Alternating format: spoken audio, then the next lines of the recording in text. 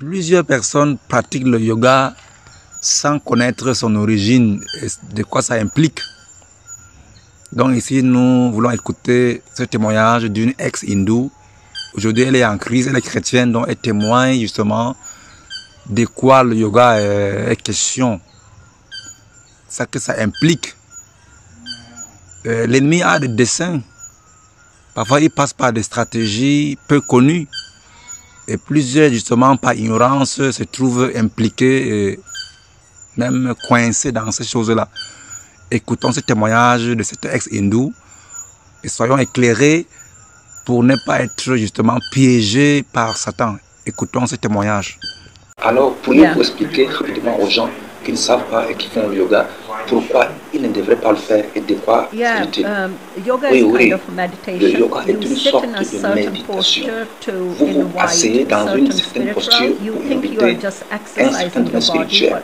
Vous pensez que vous exercez simplement votre corps et en fait, le chantra qui va avec. Certains gestes de la main désignent certaines déesses comme le dieu du feu ou le dieu de l'eau ou tout autre dieu qu'ils invitent. Dans de nombreux cours de yoga, ils vous demandent de faire certains visages. Ces visages représentent vraiment ces déesses. Vous divertissez ainsi les déesses hindoues en réalité. Autre chose, le mot méditation que j'ai évoqué, le yoga vous apprend à méditer, à vous vider.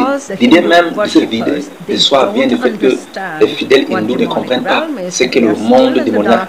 Ils sont toujours dans l'obscurité. Vous vous laissez vide pour que le royaume démoniaque entre dans votre vie et vous ne le remarquez même pas.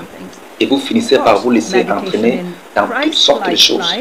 Mais dans la méditation chrétienne, si tu veux inviter Jésus dans ton cœur, alors tu médites sa parole.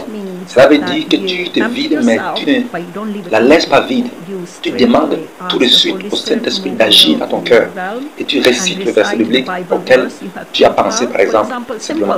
Mais si tu dis Jésus, tu as confiance en toi comme ça, il s'installe et ne te laisse pas vide. Et c'est ça la vraie méditation.